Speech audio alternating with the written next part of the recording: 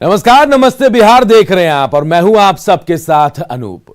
खबरों की शुरुआत करेंगे और सबसे पहले बात लालू प्रसाद यादव के लिए, उनके लिए आज का दिन बेहद अहम है। चारा घोटाला मामले में सजा काट रहे आरजेडी अध्यक्ष लालू प्रसाद की जमानत याचिका पर आज झारखंड हाईकोर्ट में अहम सुनवाई है। जमानत का मामला चारा घोटाले के दुमका ट्रेजरी से अवैध निकासी से जुड़ा है। इसमें सीबीआई कोर्ट ने 7 साल की सजा भी सुनाई। लालू प्रसाद की ओर से सजा की आधी अवधि पूरी करने का हवाला देते हुए हाईकोर्ट से जमानत देने का आग्रह किया गया है। आज अगर लालू प्रसाद को जमानत मिलती है तो वो जेल से बाहर आ सकते हैं। लालू प्रसाद के खिलाफ चारा घोटाले के 5 मामले चल रहे हैं। इनमें से 4 मामलों में उन्हें सजा मिली है, 3 मामलों में उन्हें पहले ही जमानत मिल गई है, जबकि डोरंडा मामले की अभी रांची की सीबीआई स्पेशल कोर्ट में सप्ताह में 2 दिन सुनवाई चल रही है। लालू प्रसाद की ओर से दाखिल जमानत याचिका में दुमका मामले में आधी सजा पूरी होने का दावा किया गया, जबकि सीबीआई ने इसका विरोध किया है। आपको बता दें कि अभी लालू प्रसाद का दिल्ली एम्स में इलाज चल रहा है।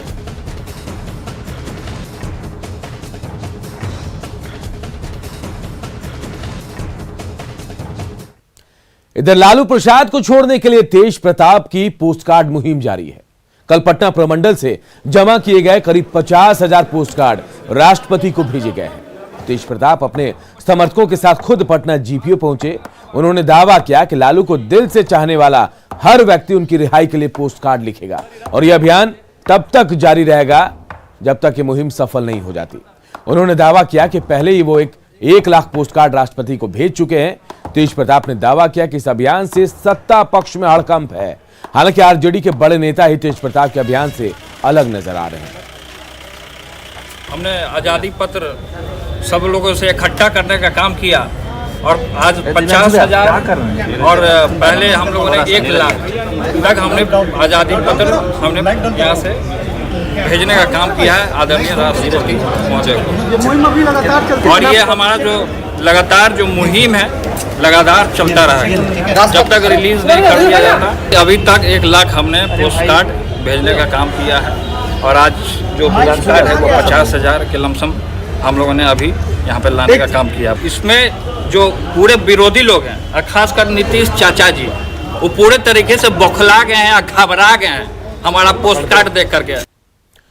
और अब बात सीएम नीतीश कुमार के दिल्ली दौरे की, तो सीएम नीतीश कुमार के दिल्ली दौरे का आज तीसरा दिन है और आज राष्ट्रपति रामनाथ कोविंद से मुख्यमंत्री नीतीश कुमार मिलेंगे। शिष्टाचार मुलाकात करेंगे सीएम नीतीश कुमार। हालांकि कल उपराष्ट्रपति और प्रधानमंत्री नरेंद्र मोदी से सीएम नीतीश कुमार ने मुलाकात की थी। तो आज तीसरा दिन है, सीएम नीतीश कुमार दिल्ली दौरे पर हैं और आज बताया जा रहा है कि राष्ट्रपति से मिलेंगे नीतीश कुमार। कल प्रधानमंत्री नरेंद्र मोदी और उपराष्ट्रपति से भी मुलाकात कर चुके हैं नीतीश कुमार।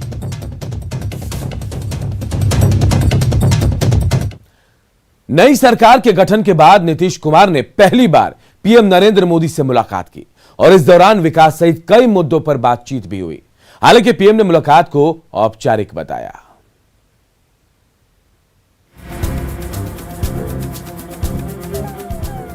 सरकार बनने के बाद पहली बार दिल्ली पहुंचे बिहार के मुख्यमंत्री नीतीश कुमार ने संसद भवन में प्रधानमंत्री नरेंद्र मोदी से मुलाकात की। दोनों नेताओं के बीच करीब आधे घंटे तक बातचीत हुई। नीतीश कुमार ने मुलाकात को औपचारिक बताया।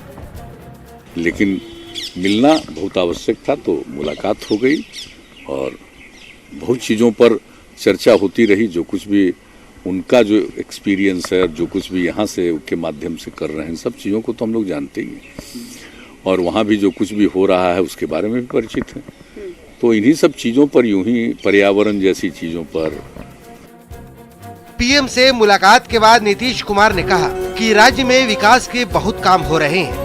प्रधानमंत्री को सब पता है और केंद्र सरकार का सहयोग भी मिल रहा है। मुलाकात के पहले से ही तय है। कई चीजों के बारे में जो आपको हमने चर्चा की है तो उसमें केंद्र सरकार का भी सहयोग है। सड़कों से लेकर के, इंस्टीट्यूशन से लेकर के कई चीजों में केंद्र सरकार का सहयोग है। तो ये सब तो हो ही रहा है। नई बातें जो हम लोग बात हो ही गई चुकी ना, हम लोग की तो पहले ही से बातचीत है, तो उसी हिसाब से काम हो रहा है। आज तो एक औपचारिकता। विकास के मुद्दे पर नीतीश कुमार ने विपक्ष पर पलटवार किया। सीएम ने कहा कि राज्य में विकास के काम तो बहुत हो रहे हैं, लेकिन चर्चा आजकल सिर्फ निगेटिव चीजों की ही होती है और कुछ लोग बोल बोल के पब्लिसिटी पाने की जुगाड़ में रहते हैं। लेकिन अब देखिए, कोई बोलते हैं तो बोलना चाहिए, और बोलेंगे तभी कुछ पब्लिसिटी मिलती है, तो उससे हमको कोई मतलब नहीं है, वो करता रहे। पीएम और सीएम की ये मुलाकात इसलिए भी खास है क्योंकि इस साल हुए बिहार विधानसभा चुनाव और एनडीए सरकार बनने के बाद सीएम नीतीश कुमार की पीएम मोदी के साथ ये पहली मुलाकात है। बिहार चुनाव में मिली जीत के बाद नई सरकार के शपथ ग्रहण समारोह में बीजेपी के कई बड़े चेहरे तो आए थे, लेकिन पीएम मोदी नहीं आ सके थे। विपक्ष के नेता तब से ही एनडीए के दोनों घटक दलों के बीच विवाद की अफवाह उड़ाने में जुटे थे। अब जबकि मंत्रिमंडल का विस्तार हो चुका है और नीतीश कुमार ने दिल्ली आकर बुधवार को गृह मंत्री अमित शाह और गुरुवार को पीएम से मुलाकात कर ली, तो उम्मीद है कि विपक्ष की तरफ से उड़ाई जा रही अनबन की अफवाहों पर पूर्ण विराम लग जाएगा। न्यूज़ 18 के लिए दिल्ली से अमितेश कुमार की रिपोर्ट। सासाराम में मंत्री जमा खान के काफिले में शामिल गाड़ियां बिना टोल टैक्स दिए ही निकल गई। मंत्री जी पटना से भभुआ जा रहे थे। उनके काफिले में कई गाड़ियां शामिल थी। जब वो शिवसागर टोल प्लाजा से गुजर रहे थे, तब मंत्री जी और उनकी स्कॉट गाड़ी के साथ रही दर्जनों गाड़ियां वहां से निकल गई। वहां मौजूद कर्मचारी बस देखते रह गए। इस बारे में पूछे जाने पर टोल प्लाजा के कर्मचारी कुछ भी बोलने से बचते दिखे। इसके परमिशन से पूरी गाड़ी को छोड़ दिया गया। बोलिए बोलिए, हमको ट्रैफिक पहले देखने दीजिए। बोलने साहब क्यों कर रहे?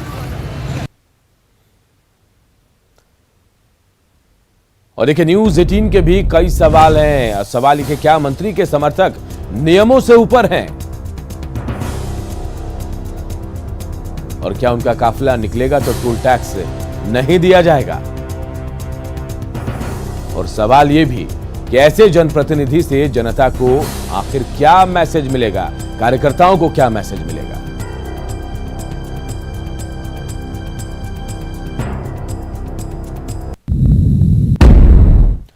और बात गया की। गया में भीड़ ने एक बार फिर खूनी खेल खेला।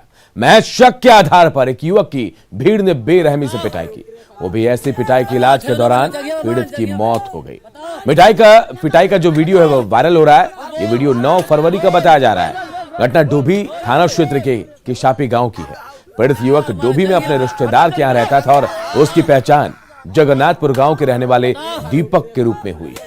खबरें सामने आ रही है कि दीपक मानसिक तौर पर कमजोर था और इधर उधर घूमता रहता था।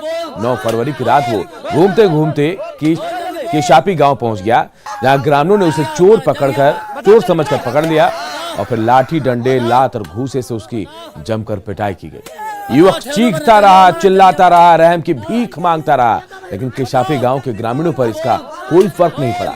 दीपक जब निढाल होकर स्थिर हो गया तो ग्रामीणों ने उसे अस्पताल पहुंचाया, जहां उसने दम तोड़ दिया। इस मामले में पुलिस ने वायरल वीडियो के आधार पर 3 लोगों को गिरफ्तार किया और दूसरे लोगों की पहचान करने की कोशिश की जा रही है। इसमें भी हम लोगों ने एफआईआर के लिए निर्देश दिए हैं। जो भी इसमें लोग हैं सब पे एफआईआर किया जाएगा। लड़का जो था वो कहीं बाहर का रहने वाला था, मैं ननिहाल में रहता था, तो उसी में जो एफआईआर जो दर्ज होगी उसके अनुसार हम लोग कार्रवाई करेंगे। इसमें अरेस्टिंग होगी, सब लोगों की होगी, जो इसमें शामिल थे सबकी अरेस्टिंग होगी। मृतक व्यक्ति जो है मानसिक रूप से विक्षिप्त था, ये बताया जा रहा है, मगर ये जांच का विषय है। पहले एक बार हम लोग जांच करा लें, उसके बाद ही इसमें कुछ होता है। इधर मुजफ्फरपुर में सड़क हादसे के बाद जमकर हंगामा हुआ और लोगों ने ट्रैक्टर के ड्राइवर और खलासी को पेड़ से बांधकर पीटा। घटना कटरा थाना क्षेत्र की है, जहां ट्रैक्टर ने कोचिंग से लौट रहे छात्र को कुचल दिया। इसके बाद ग्रामीणों ने ट्रैक्टर ड्राइवर को पकड़ लिया और बांधकर उसकी पिटाई की। बाद में पुलिस ने वहां पहुंचकर दोनों को भीड़ से छुड़ाया।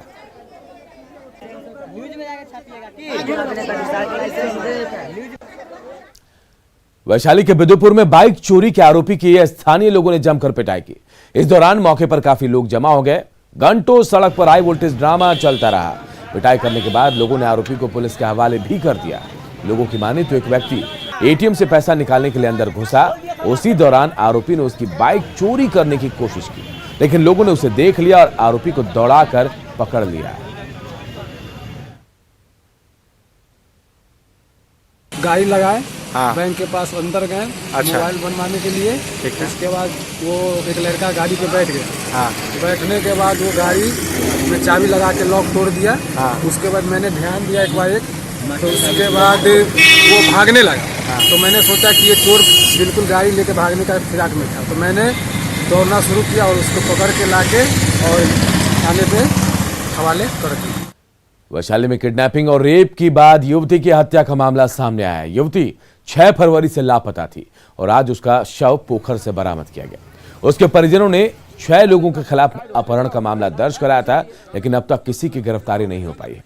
परिजनों के मुताबिक पहले भी आरोपियों ने उन्हें धमकी दी थी। आरोपियों की गिरफ्तारी नहीं होने से स्थानीय लोगों में काफी नाराजगी है।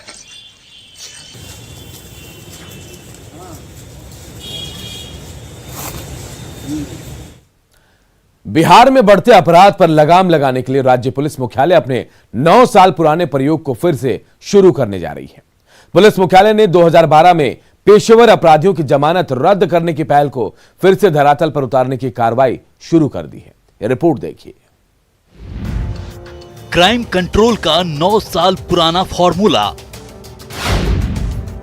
कुख्यात अपराधियों की रद्द होगी जमानत।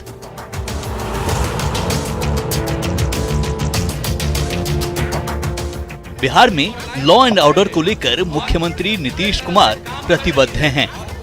पुलिस महकमे के आला अधिकारियों के साथ सीएम लगातार टच में हैं और क्राइम पर कंट्रोल के लिए एक्शन प्लान बनाने में जुटे हैं। सीएम नीतीश की प्रतिबद्धता को देखते हुए पुलिस महकमे ने अब क्राइम पर कंट्रोल का 9 साल पुराना फॉर्मूला ढूंढ निकाला है। क्या है ये फॉर्मूला, जान लीजिए।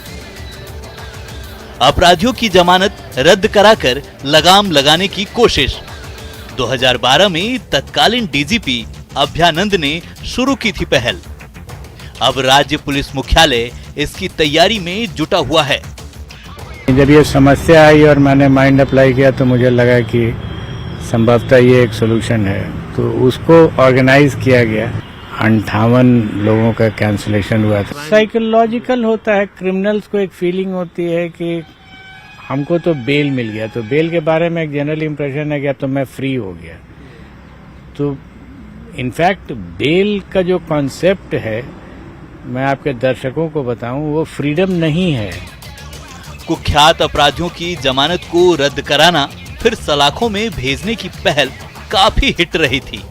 उस वक्त करीब 58 कुख्यात अपराधियों की जमानत रद्द कर दी गई थी और फिर से 58 अपराधियों को जेल भेज दिया गया था।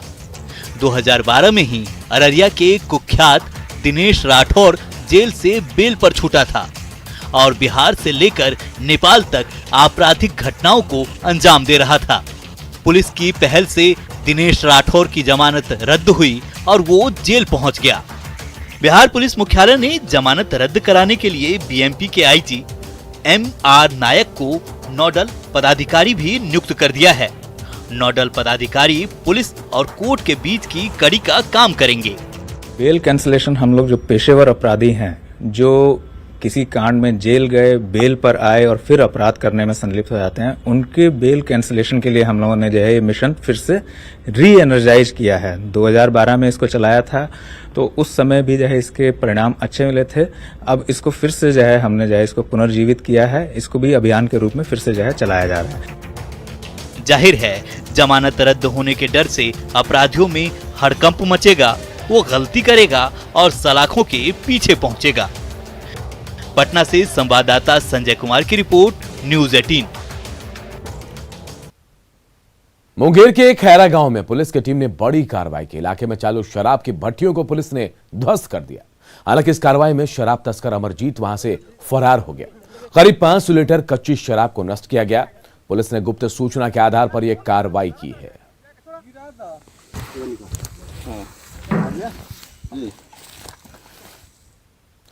नमस्ते बिहार में कुछ और खबरें, लेकिन एक छोटे से अंतराल के बाद जल्द लौटते हैं।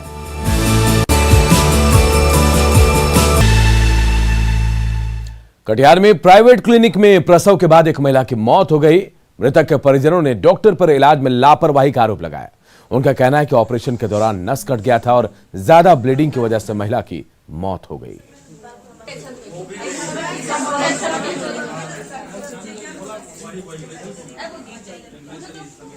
अगर आप ऑपरेशन थिएटर में ऑपरेशन कर रहे हैं तो आप एटलीस्ट जो आपके जो क्लाइंटेल उनका बताते रहेंगे ना क्या प्रॉब्लम चल रहा है। और बच्चा निकालने के बाद जब उन्होंने स्टिच कर दिया उसके 2 घंटे बाद भी वो ऑपरेशन कर रहे थे, तो ऑपरेशन किस चीज़ के लिए करे थे वो मैं जानना है। बच्चा का भी हालत खराब है। बच्चा तो अभी यहाँ पे है, आप क्या बोलते हैं उसको, बच्चा हॉस्पिटल में है। लेकिन ये मजाक हुआ मेरे साथ में, मतलब कि ऑपरेशन जो करना चाहिए था होने के बाद उन्होंने कुछ गलती करा तो जो भी है अंदर में कुछ कट गया तो ब्लीडिंग होता रहा बहुत। अररिया बस स्टैंड पूरी तरह से बदहाल है। हर तरफ गंदगी फैली है और बुनियादी सुविधाओं की भी कमी है। 28 साल पहले यह बस स्टैंड बना था, लेकिन इसका रखरखाव सही तरीके से नहीं होता है।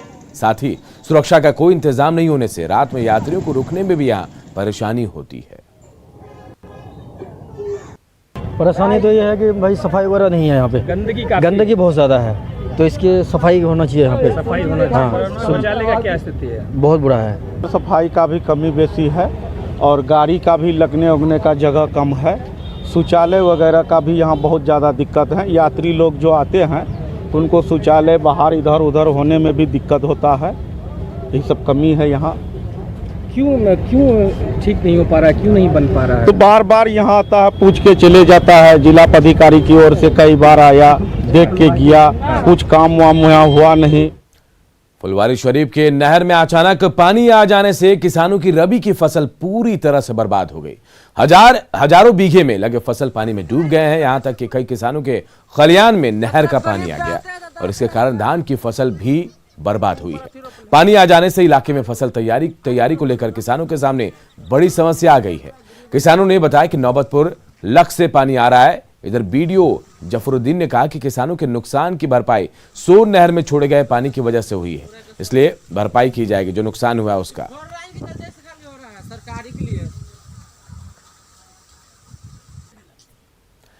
सरकार महिलाओं के उत्थान को लेकर प्रयासरत है, लेकिन दहेज लोभी महिलाओं को प्रताड़ित करने से बाज नहीं आ रहे। ताजा मामला बेगूसराय का है, जहां चकिया के अमरपुर में दहेज के लिए एक महिला की जमकर पिटाई की गई। आरोप पति, ससुर और 3 देवरों पर लगा है। सभी ने मिलकर पीड़ित को घर से निकाल दिया। गनीमत ये रही कि एक ऑटो वाले की नजर महिला पर पड़ी और उसने उसे सदर अस्पताल में भर्ती कराया। महिला थाने में पति, सास, ससुर और देवर के खिलाफ मामला दर्ज कराया गया है।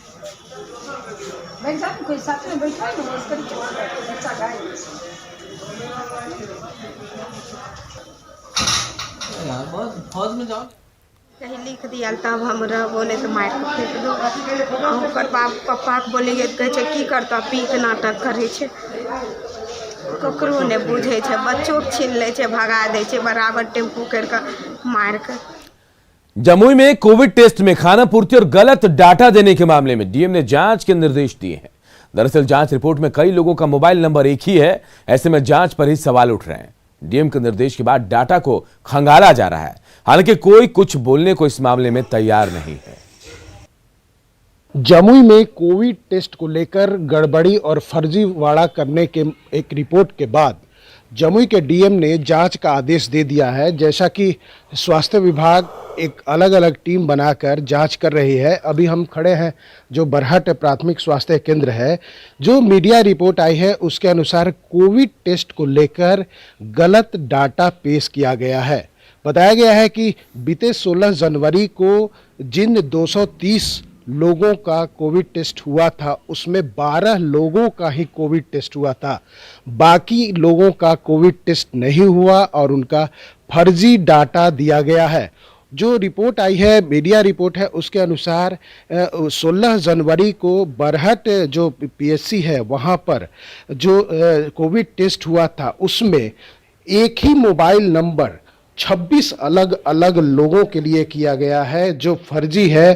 कहने का मतलब कि एक ही शख्स का मोबाइल नंबर 26 लोगों को कैसे दिया गया है। अब बातें पहले भी आई हैं इस तरह की, कई बार ये शिकायत आई थी कि बगैर सैंपल दिए लोगों का कोविड का टेस्ट का रिजल्ट आता था, उनको रिपोर्ट दे दिया जाता, मैसेज भेज दिया जाता था।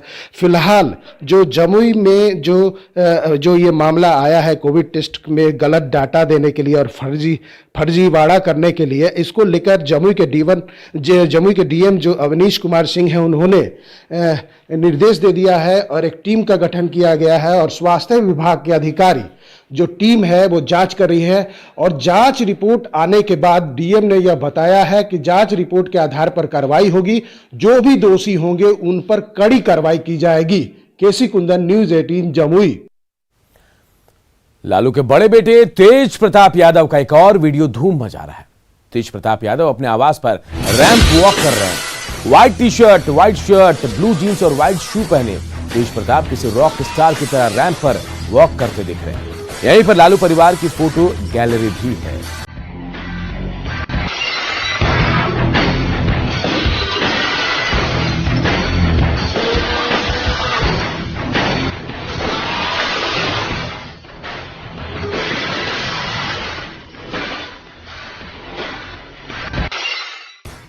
और इस बुलेटिन में इतना ही, लेकिन खबरें लगातार जारी है। देखते रहिए न्यूज़ 18 बिहार झारखंड।